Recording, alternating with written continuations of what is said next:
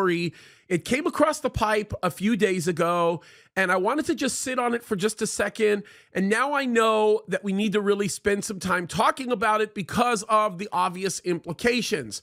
Now, the title of the story that we're seeing coming across all of the newspapers is something to the effect of Russia deploys more forces into the Golan Heights. Now, of course, I want to make myself very clear here. We are not talking about the Golan Heights that is on Israel's side. We are talking about the Syrian Golan Heights. And I have talked about this a lot before. Russia, on multiple occasions, has declared this portion of the southern border of Syria as their own sovereign territory. As a matter of fact, before Russia went into Ukraine, there was a declaration that was made by Putin to a bunch of his own security officials during a very high-level meeting that he went out of his way to make known to the rest of the world that he regarded this portion of Syria as being the Russian border. Now, I want to say something.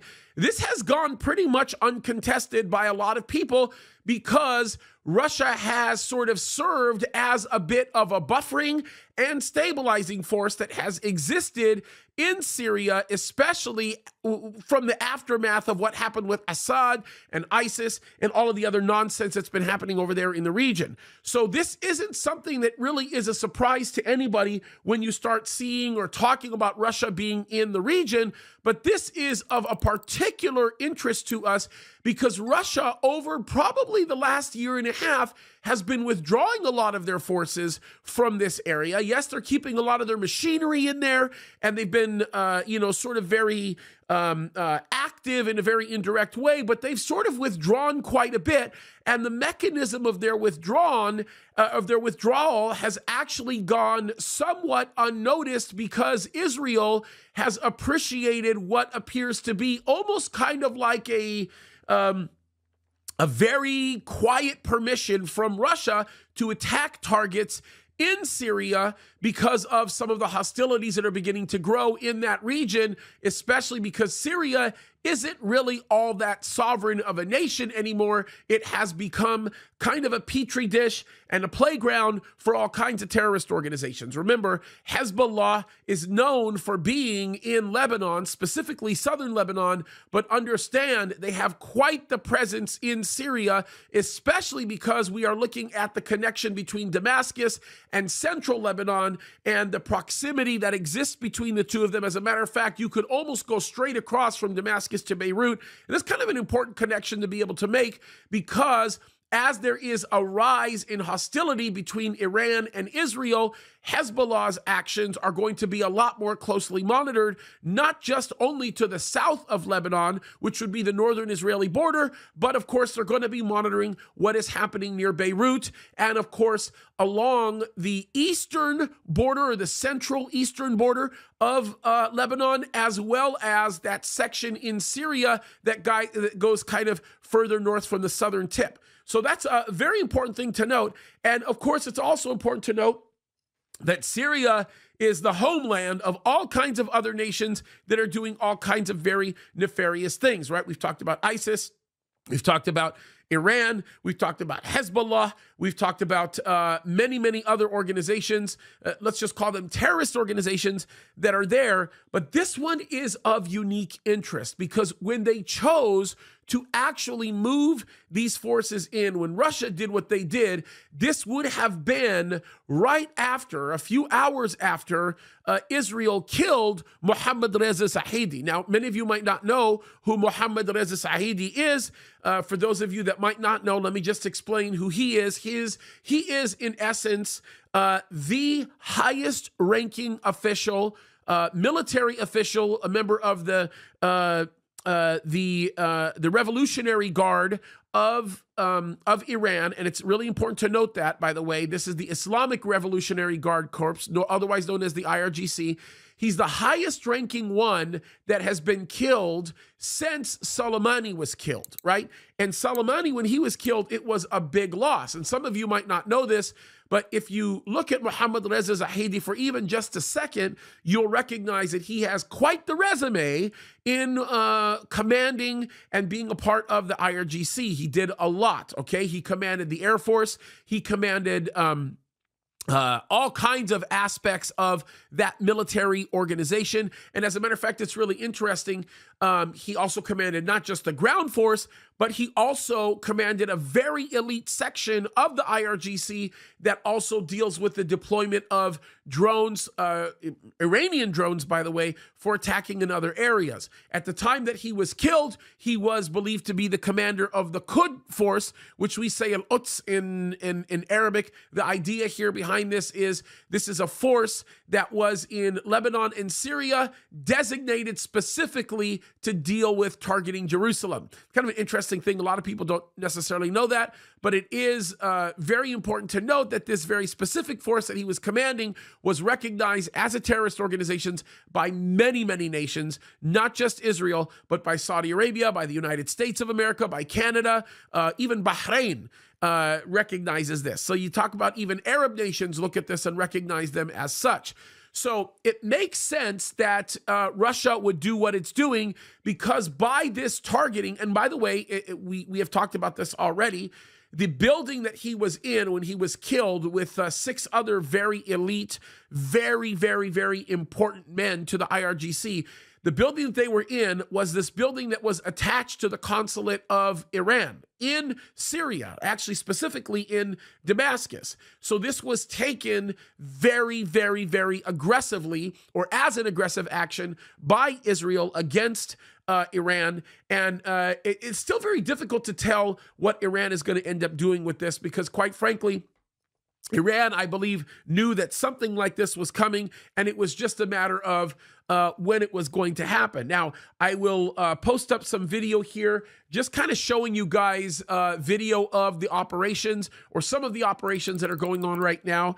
And I figured I'll just play this while I'm going over some of the story. It is interesting to see what Russia is actually beginning to do. Now, let me read the story for you, because it is really interesting. It says this. It says, Russia's defense ministry announced on Wednesday it had deployed additional forces in the Syrian-controlled areas of the Golan Heights, where Israel had allegedly struck at an increasing rate over the last few months. The forces from Russia's military police were tasked with de-escalating tensions in the Syrian provinces of Quneitra and Dariyah, as well as monitoring the long-standing ceasefire issued as a part of the Syrian civil war. This is really interesting, because basically what this means, or sort of the interesting way of saying it, is they're seeking to keep Assad in power. That's kind of what it's talking about here. Assad really doesn't have a grip on his nation, but the countries that do keep Assad in power will be the ones that actually have rule and reign over that area and can go wherever they want. And Russia is basically sort of staking themselves back into the region in order to do this. Now, let me read what it goes on to say. It says, now Russia's decision to make their presence in the Golan Heights comes after Moscow condemned a strike blamed on Israel targeting the Iranian consulate in Syria. By the way, I want you to understand this. Russia has to do this, okay? Russia has to condemn it, although it is my belief that Russia knew about it, okay? And I know that because, well, I assume that because the area that they struck would have had very, very, very important Russian assets nearby, or in many cases probably, well, let me just, I don't want to make a mistake and say in the building, but definitely they would have been close by. And so Russia would have had to have been warned about the operation, and I'm almost certain Russia basically looked the other way and moved away anybody that they needed to move away to make sure that none of their people were actually killed. But publicly, they have to condemn it because of their relationship with Tehran, and Moscow, of course, is never going to put at risk their relationship with Tehran, because we know that Iran is giving to Russia lots and lots and lots of assets necessary in order for them to continue fighting the battle that they are fighting, or the war that they're fighting in Ukraine.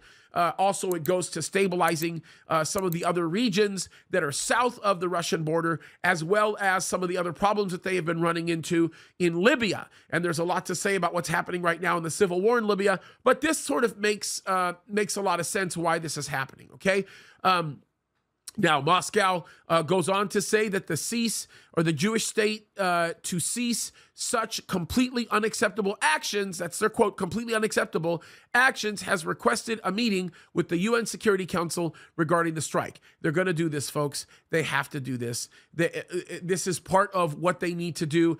And of course, I want you to understand the Kremlin's sort of actions in all of this is not going to be admirable, okay? It's not going to be honorable. This isn't them having an interest in the people of Syria or anything like that. This is them targeting and protecting their interests, okay? This is them coming in and saying, okay, Israel, we've let you play for quite some time. We're going to step up and show you that we're still in charge, so you can't really do this the way you think you need to do this. I think they're going to be very mistaken in recognizing the fact that Israel is still going to do what it's going to do. And I do think that eventually what Russia is going to do is Russia's going to let them be what they are for the time being until they develop the alliance that we read about in Ezekiel 38, which again, they will come back down on Israel, and that's not going to be a good situation. But there is one important thing to note about Ezekiel 38, and that is the fact that Ezekiel 38 tells us that there is going to be peace that is sitting there in between all of these nations, okay, by the time that this attack takes place. Unwalled cities, we're going to be talking about, a whole series of things here, very, very unique to the circumstance that a lot of people don't necessarily talk about, right? Even to the point where Saudi Arabia objects without utilizing any force in Ezekiel 38 by telling Russia, what the heck is wrong with you? Like, what got inside of your head? Why did you think to do such an evil thing? Okay, so the article goes on to say this. It says Russia had also continuously used Israel's sovereignty over the Golan Heights as a sticking point in arguing for its invasion of Ukraine. By the way, that is a very complicated discussion here. And one of these days, I'll sit down and talk about what Russia's intimations have been regarding their rights to that section of the Golan Heights. There's a very, very, very critical set of facts that you have to go over and sit down and talk about. So at one line in a news report isn't going to do it details, or isn't going to do the details any kind of justice, because there's a lot to why Putin makes the claim that he claims. By the way, it's absolutely insane, and it's absurd, and it's, yes, very inflammatory, but I think he has a hand in making those allegations simply because it's his way of turning some of the enemies against one another, kind of like ripping a leg out of the bottom of a table to destabilize the table so that the table can actually be controlled by whoever has that section. It's the same thing. That's exactly what's going on here, and it's a very complex issue, but it's one that we probably will dedicate a video to talking about at some point soon because it is important, okay? So look at what it goes on to say. It's really interesting. It says this. It says, last year, Foreign Minister Sergei Lavrov accused the United States of being hypocritical in its recognition of the Golan Heights as a part of sovereign Israel. Lavrov, who compared the Golan Heights to Ukraine's war-torn Donbas, hinted that the U.S. does not take its own vow to respect the sovereignty and territorial integrity of all UN member states seriously. And that's actually very, very true. But I want everybody to understand this. All United Nations member states, heck, let's just say NATO for that matter, don't respect one another's sovereignty, right? They are not going to give Title V, not even the thought of the time of day when something happens in Poland. I can promise you that. But that's a whole other story. I'm not even going to get into that. It's just a completely ridiculous aspect of things. But look at this. This is really, really interesting, okay? It goes on to say, just before Russia's invasion of Ukraine in February 2022, its deputy ambassador to Geneva told the UN Security Council that Russia doesn't recognize Israel's sovereignty over the Golan Heights that are part of Syria. Now, I would expect to actually see that being said, and I would expect for them to make that stipulation because, again, we continue to see this type of issue, right? We continue to see this area being highly contended, by the way, not just for military reasons, but for other reasons as well. This is a big dog type of an issue here. Now, I want to say this because this is really, really, really important. I held back from reading this one line in the article because I think it's worth discussing last, okay? Here's the point in the article. It says this. It says, According to Russia, military posts belonging to the Syrian military are located below the Russian observation posts set up to monitor, watch this, possible provocations. This is Russia saying that it has posts in that area standing as almost like a DMZ, almost like a buffer zone to be able to monitor Israel's actions against Syria when they observe Iranian activity in the region.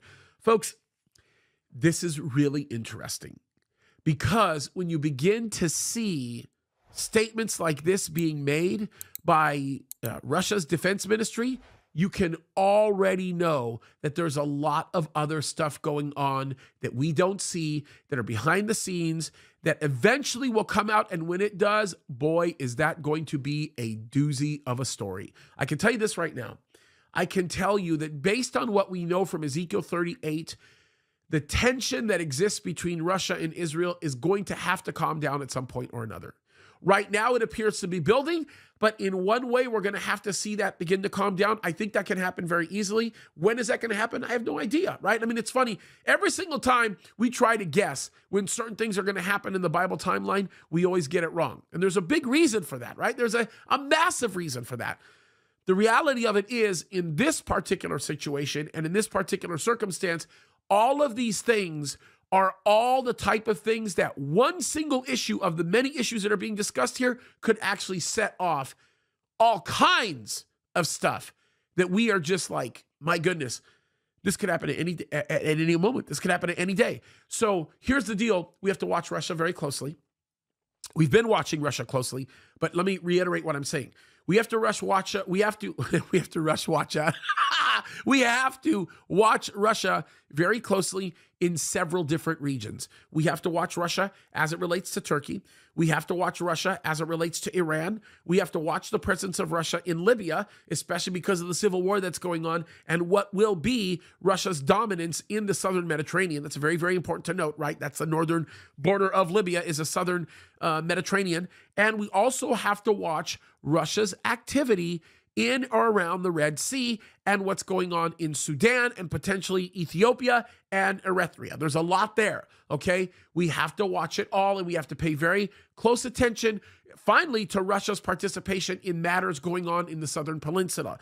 I said peninsula, specifically as it, and when I say southern peninsula, I mean the southern Arabian Peninsula. I want to make myself very clear there. We want to pay attention to that because Russia's activity there in the Indian Ocean, specifically moving towards the Persian Gulf and moving towards the area of Oman and the area of Yemen, is really important. So scan the headlines. When you see headlines relating to Russia in any of those areas, you've got to pay attention because some interesting things are around the corner. And of course, as we see those stories, we'll bring them your way. We'll try to provide as much analysis as we can, bring some biblical perspective to it, and hopefully we'll begin to better be able to understand the geopolitics of the region and the flavor of what's happening, right? The temperature is changing rapidly on a whole bunch of levels, and it means for some very interesting